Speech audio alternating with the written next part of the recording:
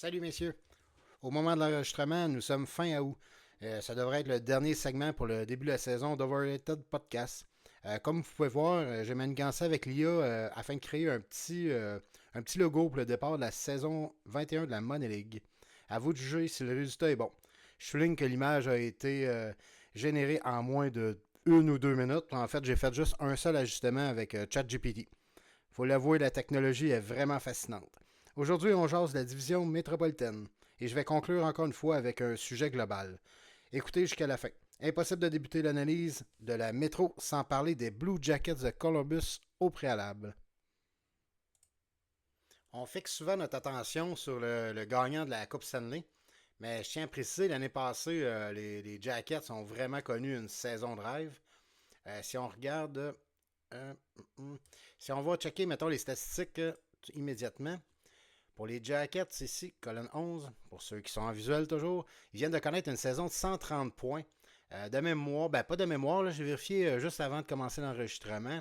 C'était quoi le record? Je pense que c'était les Jets, le 4 ans, avec 127 points. Sinon, on a des saisons de 123, 124. Fait que 130 points, c'est du jamais vu dans la Money League.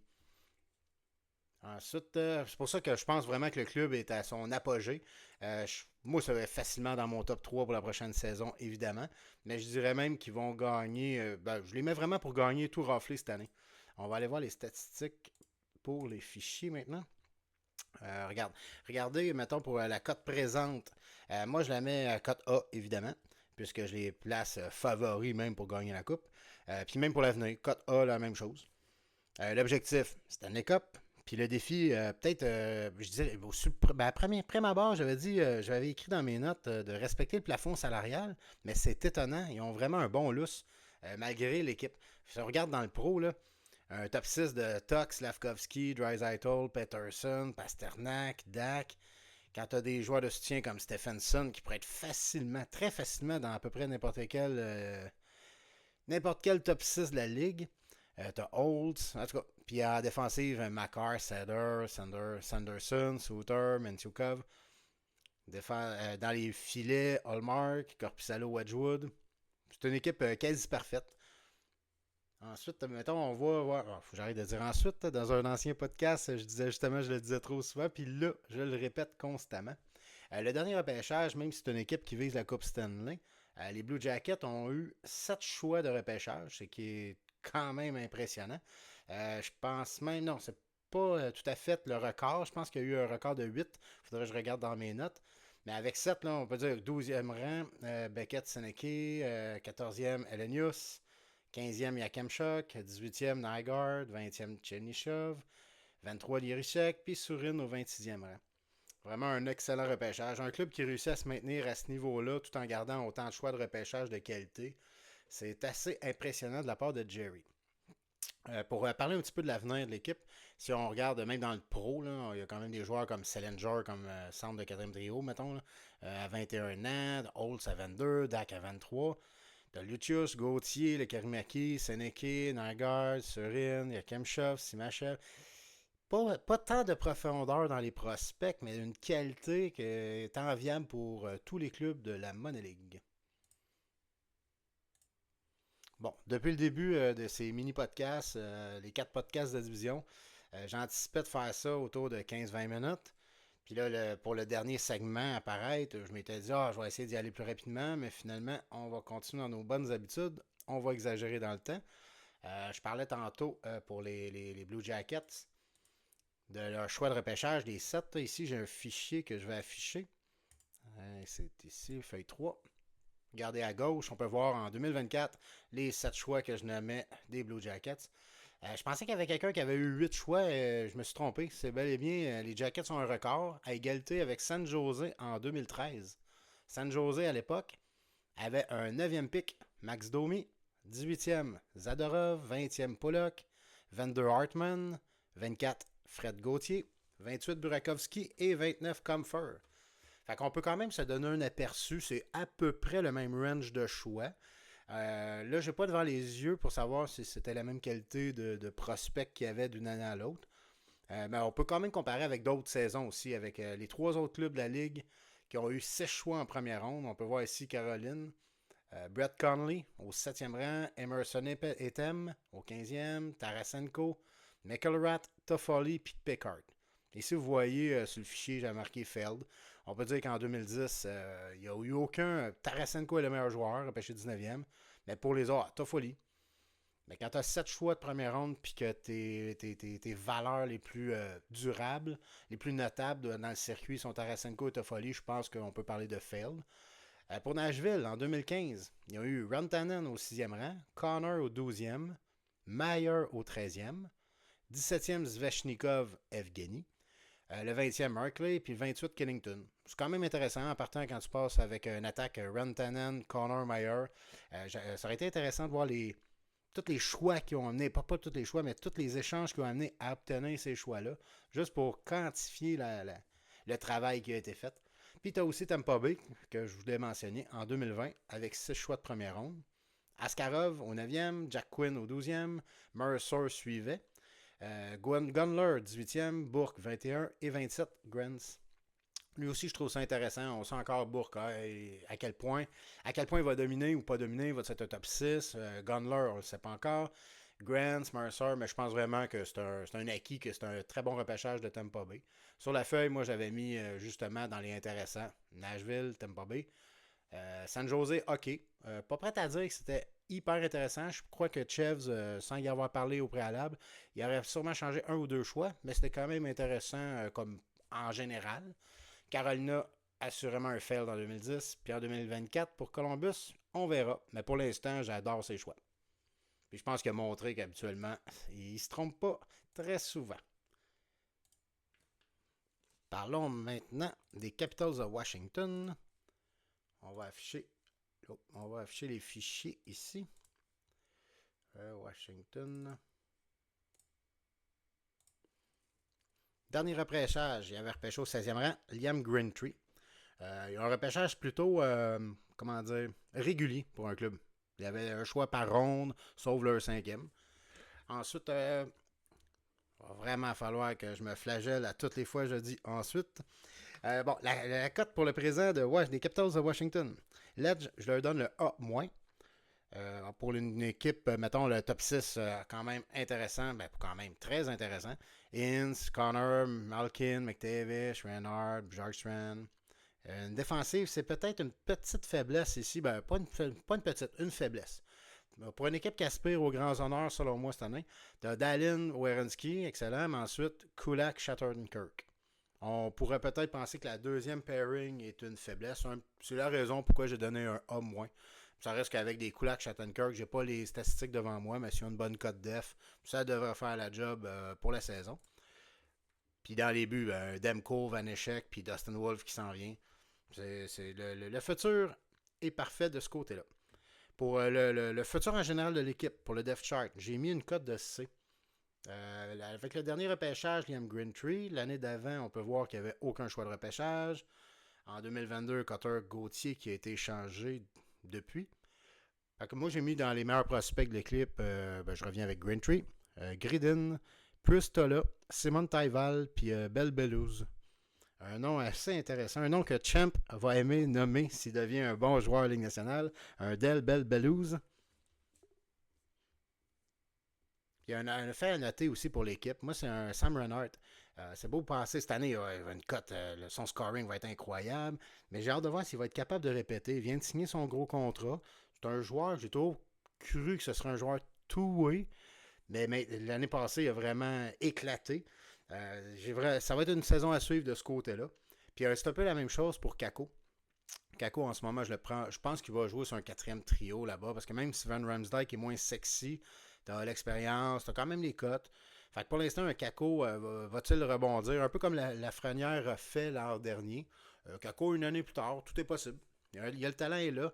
Reste, je me rappelle d'une statistique qui voulait. C'est-tu l'année passée au début de la saison ou il y a 2 ans? On pouvait voir que c'était le joueur avec le plus de revirements sur la patinoire par temps de possession. En tout cas, c'est peut-être une statistique à vérifier pour cette année. Pour les Caps, l'objectif, c'était Stanley Cup, puis le défi, updater la def vieillissante. Passons aux Islanders de New York. Pour le présent, je leur ai mis une cote de B+, parce que je pense que l'objectif reste la Stanley Cup. Mais il y a quelques mois, quand ils ont acquis Ovechkin, par exemple, je me suis dit vraiment, leur objectif est indéniable. Surtout si on regarde ici à droite, ils n'ont eu aucun choix de repêchage l'an dernier. L'année d'avant, on en avait deux, par contre. Mais c'est quand même une équipe qui a toujours repêché à tous les ans. Là. Je scroll sur le repêchage d'une année à l'autre. Fait que 2024, aucun choix, c'était étonnant. Ce qui me dit que l'équipe est un petit peu all-in. Puis en 2025, actuellement, ils ont échangé déjà leurs trois premiers choix 2025. Pour le présent, ici, on peut voir, j'ai parlé d'Ovechkin, Hyman, Seguin, O'Reilly, Marner, Milano. Mais ensuite, tu as des gars comme TJ Oshie, Philippe Dano, Newquist. Défensivement, Carlson, Burns, Brody, Petrie. Dans les filets, Bennington, Gustafsson. Fait que c'est vraiment une équipe, je dirais, peut-être pas une équipe Robax-Assat. On va garder ce petit sobriquet-là pour Nick et les Leafs. Mais l'objectif, comme je dis, c'est la Stanley Cup, c'est évident, en n'ayant pas eu de repêchage. Fait que la moyenne, mettons, de l'équipe est quoi, de 34-36 ans pour les top 3. Ensuite, je dirais que certains questionnements à avoir, mettons, si Dave il regarde pour le 2 à 3 ans là, dans son all-in, parce que tu as des gars comme Ryan O'Reilly, très bonne saison all around, je dirais, l'année passée. Après son échange, Seguin vient de signer son contrat, Dano qui risque de baisser énormément côté temps de glace. Ça va ressembler davantage à ce qu'il y avait avec le Canadien. Milano, quel Milano qu'on va avoir sur la glace. Burns qui est en chute libre, comme on a vu dans un autre podcast, j'en ai parlé. T'as Carlson avec l'état des Pingouins, ce qu'il va jouer juste pour sa fiche. Si c'est ça, tant mieux pour Dave, parce que ça va lui donner de belles stats pour l'année prochaine. Ensuite, Petrie, je pense que c'est maintenant fini. Je ne sais même pas s'il joue cette année, je crois que oui. Je pense qu'il va respecter son contrat. Puis Bennington à Saint-Louis, ben c'est un petit peu une montagne russe. Il peut jouer exceptionnellement pendant un mois. Ben, c'est vraiment un des gardiens les plus instables de la ligue. Certains le comparent à des Billy Smith d'antan, mais je suis pas convaincu que c'est pas parce que tu fais des colères sur la glace que tu es instable dans les filets. Je crois simplement que la défensive des Blues est parfois poreuse, parfois très bonne. Fait que ça apparaît sur le jeu de Bennington. Puis malgré une perspective de deux repêchages sans choix, ou du moins sans choix top 100, je peux quand même noter des joueurs que j'aime beaucoup dans les prospects de l'équipe. Colby Barlow. Je connais peu par contre, j'avoue. Samoskevich, je n'ai parlé là, un an à peu près à la même date. C'est un joueur que je t'en. Ben, on s'entend là. Comme un high risk, high reward. Je suis un petit peu en amour avec ce joueur-là. T'as Kaiser Hunt, Brindley. Puis j'en profite en même temps pour parler parce que là, je regarde les joueurs. En 2023 puis 2022, ces deux repêchages, j'ai moins suivi. En fait, j'ai moins suivi le hockey en général. Là, on connaît tout ce qui s'est passé dans la société. Puis j'ai perdu un petit peu la flamme des prospects dans ces années-là. Fait que je connais un petit peu. Comment je pourrais dire ça? J'ai l'impression que je connais simplement ce que j'ai lu d'eux en diagonale. Fait que parfois dans les prochains shows, ou même dans les prochains une année ou à 2 ans, quand je nomme un joueur que j'y crois pas, s'il a été repêché en 2022-2023, même que je vais essayer de faire du rattrapage cette année dans mes lectures, faut quand même pas m'en tenir rigueur trop longtemps, s'il vous plaît. Jason maintenant des Flyers de Philadelphie. Le club à Joe, je les ai cotés B+, pour le présent. Si on regarde son line-up, là, Stamkos, Raymond, Studzol, JT Miller, Kucherov, Kane. On rajoute une troisième ligne avec Cooley, Byfield, Haula, Kotkaniemi, Drury, O'Connor. Très bonne attaque. Hughes, Powers, Amula, Byram, Goodbranson. Il y a vraiment un bon club. La situation que je trouve quand même pas inquiétante, je dirais questionnante, c'est la situation dans les filets. Logan Thompson, qui vient d'être échangé. Kochetkov puis Husso. Je considère qu'il n'y a aucun gardien numéro 1 parmi les trois. Quoique j'adore Kochetkov en passant. Je pense que c'était pas de la situation d'Anderson devant le filet, puis que les Hurricanes de la Caroline dans la Ligue nationale désirent la Coupe Stanley. Ils sont dans leur fenêtre d'opportunité. Fait que c'est la raison pourquoi ils ne donneront pas la chance à Kochetkov d'avoir peut-être un 35-40 matchs devant le filet. Puis pour l'avenir, ils ont Spencer Knight puis Dobbs en partant. Deux gardiens que j'adore. Dobbs, je trouve qu'à Montréal, on les suit facilement de l'alignement futur. Certains disent au mieux un backup. Moi, Dobbs, je trouve que sa façon de gauler me fait penser à Jonathan Quick. Puis on sait, ben, pour la plupart, vous savez mon intérêt que j'ai eu, mon admiration sur les prouesses de Quick qui a passé par la East Coast League avant la Ligue américaine. On disait tout le temps, ah, Jonathan Bernier, c'est l'avenir des Kings. Est-ce que Dobbs pourrait être le Quick, puis Fowler, le Jonathan Bernier? On verra. Puis en passant, j'adore aussi Fowler. C'est pas ça le propos. Pour l'avenir, pour les Flyers, je les ai cotés quand même à A. Ce qui est étonnant, parce que si je regarde, mettons, le club, il n'y a pas beaucoup de joueurs. Attendez une petite minute. Ah non, j'ai coté C, excusez-moi. C'est ça, c'est pas à cause des gardiens. En partant, à cause de Knight, Dobbs, puis tout ça. Puis il y a quand même des joueurs en partant dans le pro. Tu as des Cooley, Kotkanemi, quand même, Drummond, 22 ans, Studzle, 22 ans. Fait que Byfield, je vais relire mes notes. Ah, c'est ça. J'ai mis cote C, mais avec les joueurs déjà LNH, je les ai cotés à A. Parce que c'est quand même toujours plus facile d'avoir un gars comme Byfield de 22 ans, d'établir c'est quoi sa valeur, qu'avoir, par exemple, si je vais chercher dans leur équipe, ben, en ce moment, je le vois pas. Ben, on prend Spencer Knight, 23 ans. On le sait quel talent. On le sait qu'il est top rate. Et c'est un grand espoir, mais est-ce qu'il va flopper? On ne le sait pas encore. C'est pour ça que c'est toujours mieux d'avoir un joueur à la Raymond ou à la Byfield, à la Cooley, qui joue déjà dans le pro. Ensuite, l'objectif du club, je dirais progression. Il est à un an de challenger pour de grands honneurs. Il faut quand même se rappeler qu'après avoir repêché pas Logan, mais Austin Matthews au premier rang, c'est quoi, 2 ans après le repêchage, il a décidé de faire de backer, c'est-à-dire de reconstruire à la base, de zéro. Fait que, on est quoi à la 4e année? On va aller vérifier. Les Flyers de Philadelphie, ici. 1, 2, 3, 4, 5. Ils ont raté les séries pendant 5 ans. Puis l'année passée, ils ont fait. Ah oui, c'est l'année passée, dans le fond, je pense qu'ils avaient fait un point devant son rival.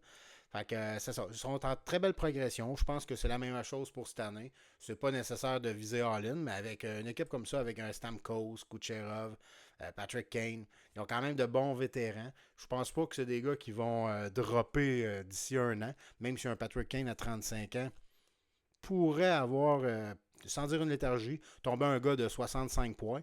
Mais dans le format de l'équipe qu'il y a actuellement, ce serait pas si grave. Fait que je pense vraiment que, sans parler d'une fenêtre d'opportunité, c'est une équipe en progression qui va continuer de progresser. Je reparle encore de Byfield. Son temps de jeu, ça a déjà été identifié. Risque de jouer au centre de la deuxième ligne à la place de Dubois l'an prochain. Fait qu'à Los Angeles. Mais le vrai défi des Flyers, moi je l'établis vraiment dans les filets. Je vais revenir sur Logan Thompson, le fait qu'ils n'ont pas de premier vraiment franc, premier gardien dans la Ligue nationale. Si on regarde les statistiques, on va aller pour Logan Thompson, ici.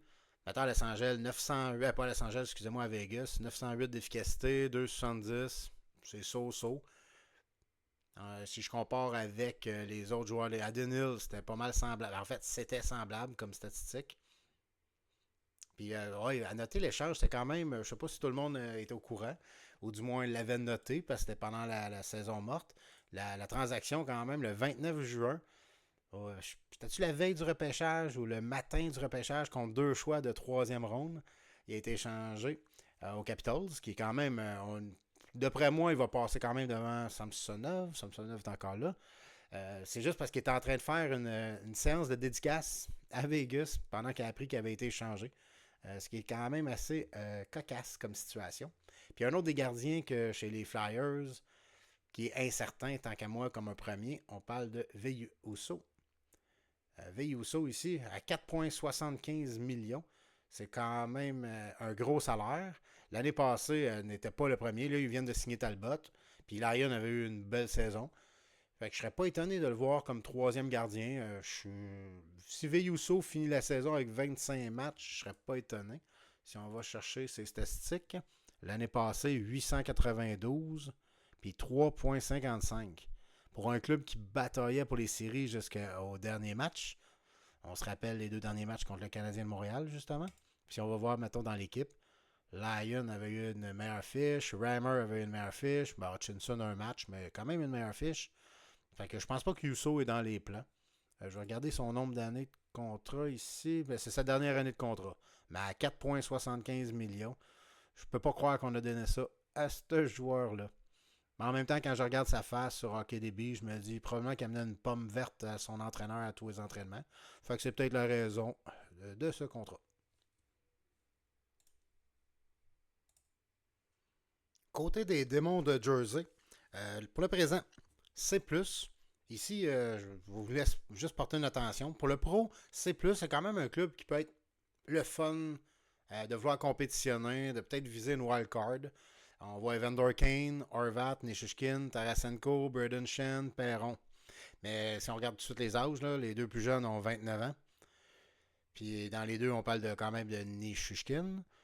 Puis à la def, John Carlson, Mackenzie Wigger, Justin Falk, Cody Shishi.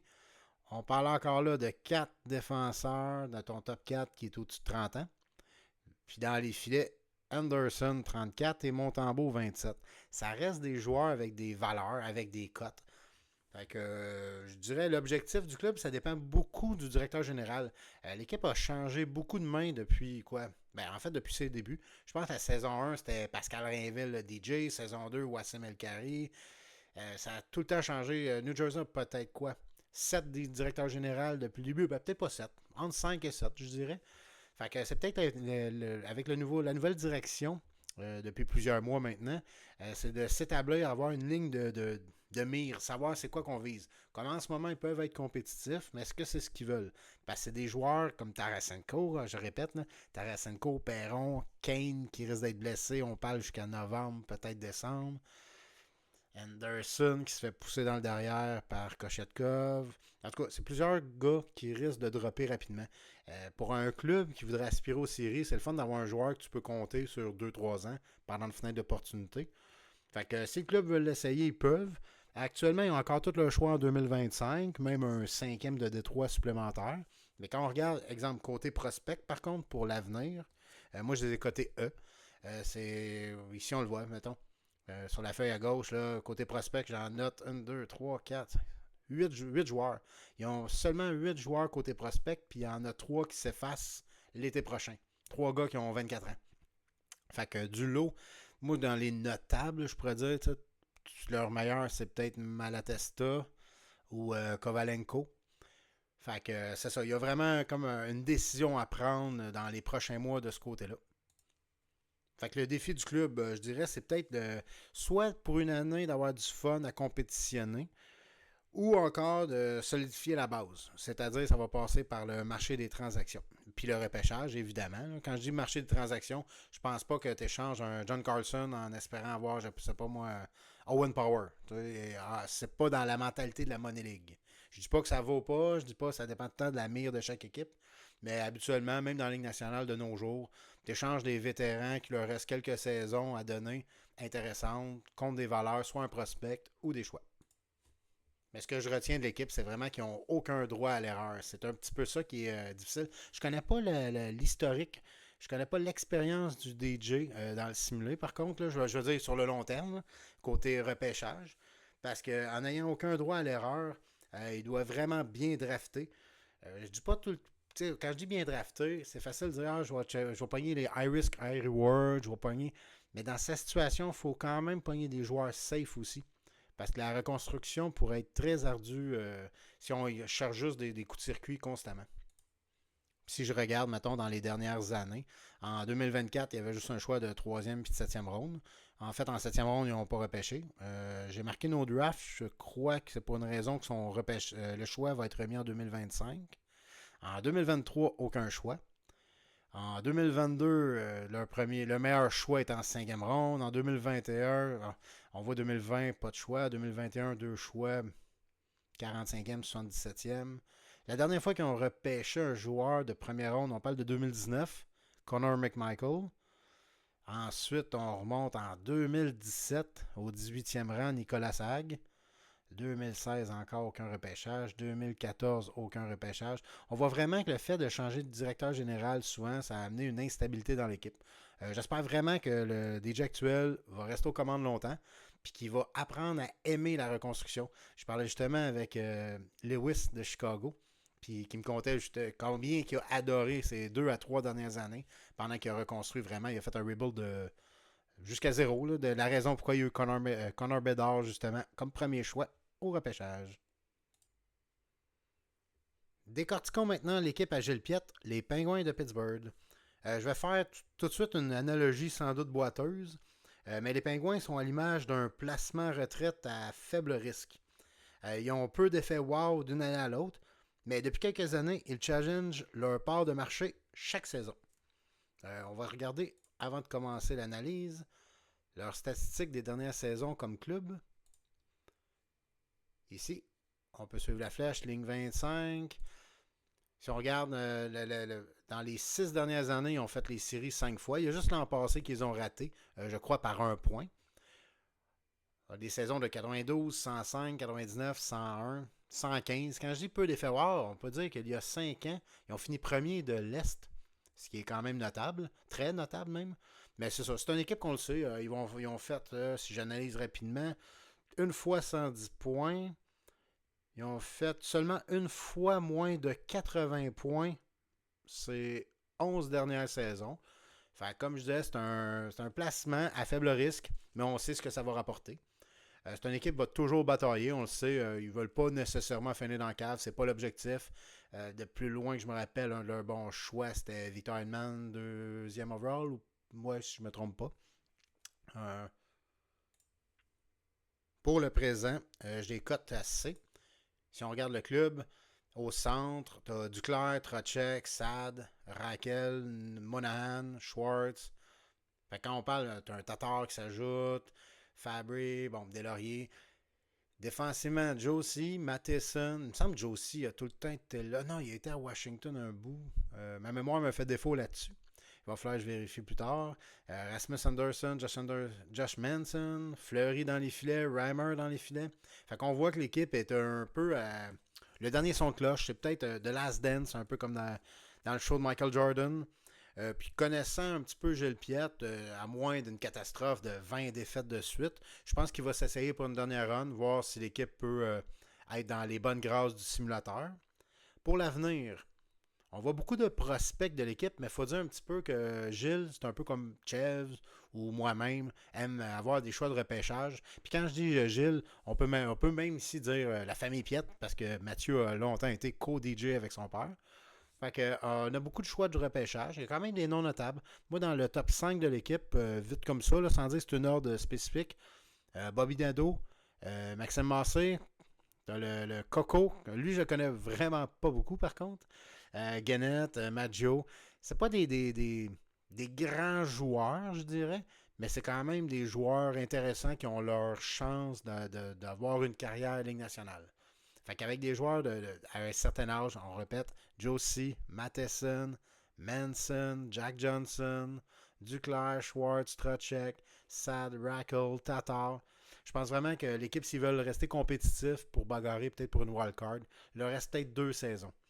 Fait que je dirais l'objectif, ce serait de maximiser les valeurs du club dans les 2 prochaines saisons.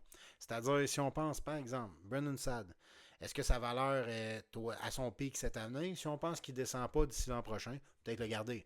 Mais inversement, Strachek, exemple, Monahan vient de connaître une bonne saison. Peu de blessures, même pas du tout. Est-ce que c'est le temps d'échanger ou on attend de voir s'il se stabilise? Fait que ça va être vraiment le gros défi pour Gilles, je pense, pour les 18 prochains mois. Ça va être vraiment de surveiller puis de planifier quel joueur risque de descendre afin de maximiser sa valeur sur le court et moyen terme. Chez les Rangers maintenant, à Sylvain Frank. Sur le présent, je les cote à C+. On peut voir leur alignement. Farabee, Jenner, Dubois, Strome, Ehlers, Amadio. Défensivement, Theodore, Severson, Gostisbehere, Carlo. Dans les filets, Lindgren, une saison incroyable. Vejmelka, Blackwood. C'est un club, j'ai tout le temps l'impression de dire ils peuvent compétitionner. Ils sont à une ou deux transactions pour du présent de compétitionner réellement pour une wildcard. Mais je pense pas que ça serait une bonne alternative pour Sylvain. Parce que la cote D, la cote du futur, j'ai quand même donné D, mais avec un astérix. c'est-à-dire, on pourrait dire l'astérix par D+, parce qu'il y a quand même des joueurs intéressants. On peut voir, mettons, comme en attaque, un Kulich, Perrault, Jarventi, quand même. Puis défensivement, moi, je le répète, je continue à penser que c'est la dernière année à laquelle je vais croire en Heinola. Il faut vraiment qu'il fasse sa place dans la Ligue nationale. Je reste pas convaincu que ça va être à Winnipeg. Puis tu as Snuggerud, très bon prospect ici. Fait qu'on peut voir qu'il y a quand même un avenir qui s'établit du côté des Rangers. On l'a vu ces dernières années. Si on regarde sur les repêchages, l'an passé, aucun choix de repêchage. Pour le 2025, cela dit, il y a tous ces choix, dont un 4, 5, 6 de d'autres équipes. En 2023, Gabe Perrault en première ronde, Yeri Kulich l'année d'avant. Ensuite, deux années, pas de repêchage. 2019, Kirby Dack puis Matthew Boldy. Fait qu'on peut voir qu'il n'y a pas de mauvais repêchage nécessairement avec des hauts pics. Fait que peut-être ça serait un défi. Ouais, je mettrais le défi du club, en fait du club, le défi de Sylvain, ce serait la patience. Elle va être mise à l'épreuve cette année. Il va y avoir des hauts, des bas. On sait que c'est pas le DJ le plus patient, mais je pense que d'ici 2 ans, ça pourrait récolter une patience. Fait que peut-être un objectif, ce serait un rebuild, pas une reconstruction, un rebuild. Fait peut-être un petit pas en arrière. Là, je crois vraiment qu'il va y aller. Sans dire pour la loterie, est-ce que c'est un club top 10 des pays de la Ligue? Pas nécessairement. Mais ce serait peut-être envisageable. Si elle devenait un mauvais début de saison, peut-être essayer de monnayer des valeurs comme Strom, Ehlers, on parle de Théodore. Il y a quand même de quoi avoir des bons pics. Puis quand on regarde son historique, il n'y a pas à pâlir devant d'autres DJ. Comme dernière formation de la métropolitaine, on va parler des Hurricanes.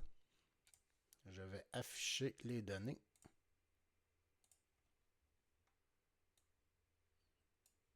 Dans le dernier repêchage, au deuxième choix, il y avait repêché, en deuxième au total, le fameux Demidov. Puis au neuvième pick, un Dickinson. Ce qui me fait penser un petit peu à les Sharks NHL avec leur premier choix de Celebrini. Puis leur choix de quoi 11e, je pense, Dickinson. C'était un excellent repêchage pour l'équipe, surtout dans les circonstances. Ils ont même ajouté un Fredgy qui est très intéressant en deuxième ronde. L'année d'avant, en 2023, au deuxième rang, ça fait 2 ans de suite qu'il repêche au deuxième rang. Il avait obtenu Fantilli, puis au sixième rang, Ryan Leonard, au 21e rang, Riley Haight. En 2022, au sixième rang, Yerichek. On voit vraiment que la reconstruction continue, puis quand même bien établie. Je dirais peut-être une faiblesse, ce serait sur la quantité des pics. C'est sûr que je n'ai pas regardé les transactions en général. Est-ce qu'il échange, par exemple, un quatrième, cinquième, sixième choix pour obtenir un deuxième? Si c'est le cas, ça peut valoir. Mais je dis tout le temps, avec des late picks, avoir une quantité, des fois, tu as peut-être un joueur sur 4 qui va sortir du lot. Je pense à des Marchessault, par exemple. Des gars qu'on ne s'attend pas à ce qu'il y ait une carrière en Ligue nationale. Fait que c'est peut-être un petit défi personnel que je dirais. Mais le vrai défi sur l'équipe, ça reste la patience. Je pense pas que c'est le moment, surtout avec la force de la division. Je répète, on parlait de Columbus, de Washington. Fait que je pense pas que c'est le temps de mettre un petit coup de barre pour essayer de s'améliorer dans l'immédiat. Fait que défi 2A, je dirais même, ça serait peut-être de trouver quand même un plaisir pendant la saison. D'être à l'affût, de se donner comme un devoir de regarder le forum, du moins la catégorie des joueurs sur le marché. Juste pour être certain, parce que des fois, ok, je ne vois pas un joueur aller chercher, je sais pas moi, Nicolas Ehlers, je ne le verrai pas en Caroline, je ne verrai pas l'avantage. Mais si un joueur de 23, 24 ans disponible, ça pourrait être intéressant pour lui, surtout sur un prospect qui aurait un petit peu moins pas d'intérêt, mais que selon lui, il est moins safe, mettons, pour la Ligue nationale. Fait que pour la cote présent, je cote l'équipe, évidemment. On peut voir l'équipe, le pro, là, Engvall, Fantilli, Evangelista. Quand sur ta deuxième ligne, tu as déjà Dorofeyev, Turcotte, Shinakov. Non, je crois vraiment. Mais encore là, c'est des jeunes joueurs. C'est ça qui est intéressant avec l'équipe. Comme je dis, ils ne sont pas au début d'une reconstruction.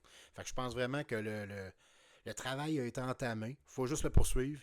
Puis le mot-clé, je répète, c'est patience, patience, patience. Pour l'instant, je cote l'avenir de l'équipe à C+. Plus pourquoi? Parce que j'ai confiance. Ils sont sur la bonne voie.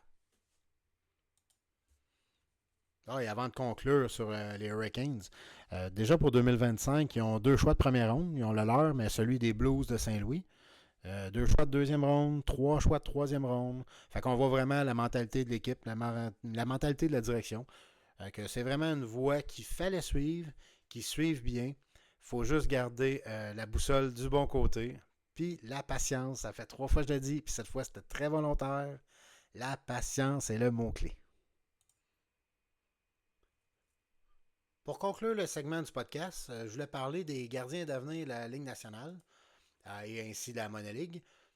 J'ai fait un petit top 10 qui est quand même un peu différent de ce qu'on devrait voir dans les revues qui vont sortir dans quoi? Dans 3-4 semaines. Là. Je répète, on est le 30 août pendant que j'enregistre.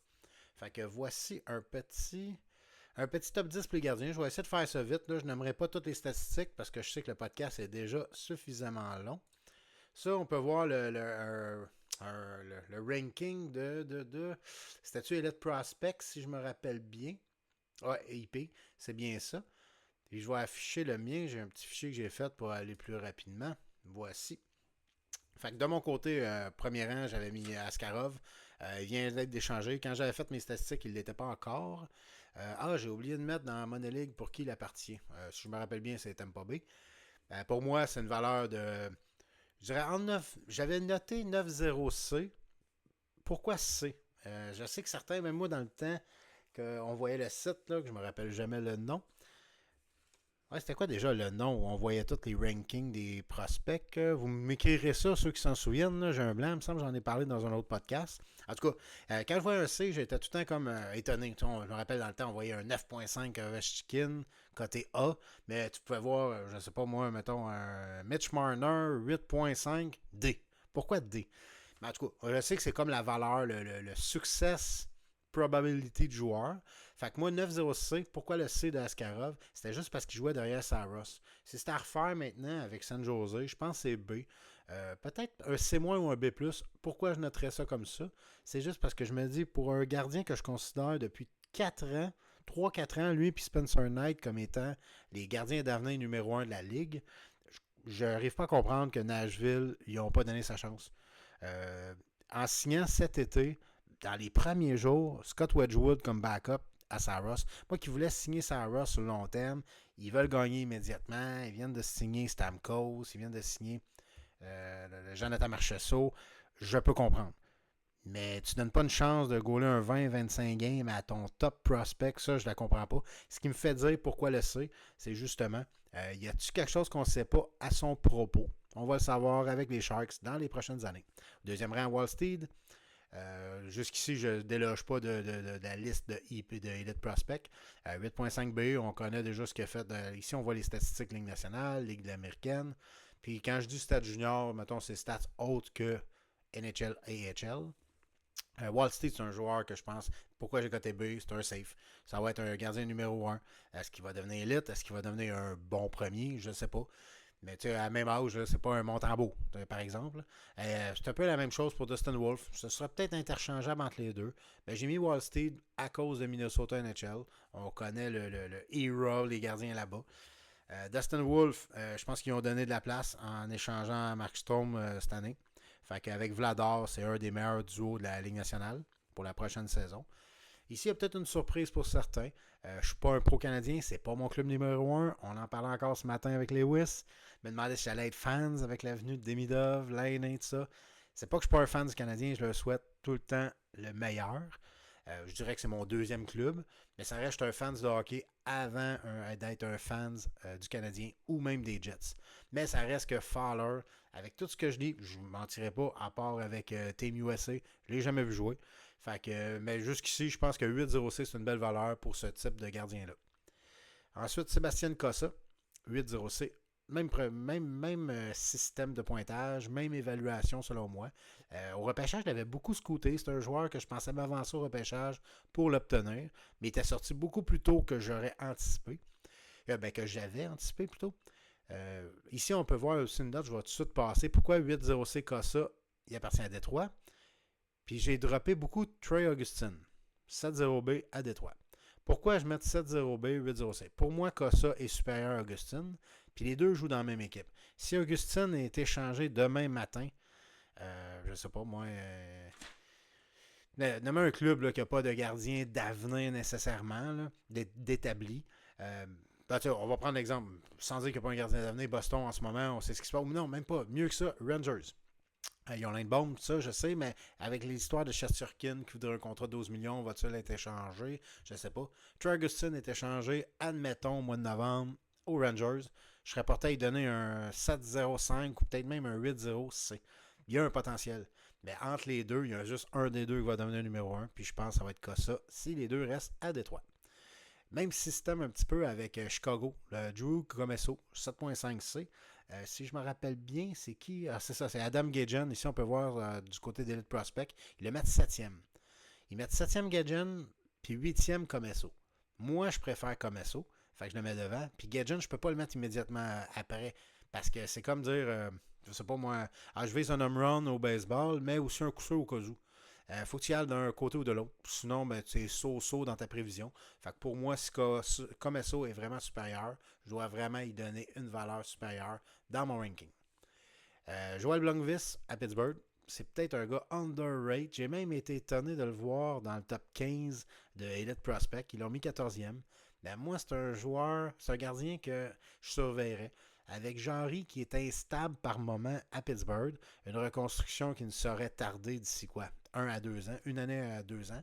Je pense que Blomqvist pourrait avoir du temps de jeu dans le pro dans les 2 prochaines années, puis peut-être même s'établir assez rapidement. Je ne dis pas que c'est un numéro 1 encore, là, je ne sais pas la valeur exacte, mais c'est à surveiller.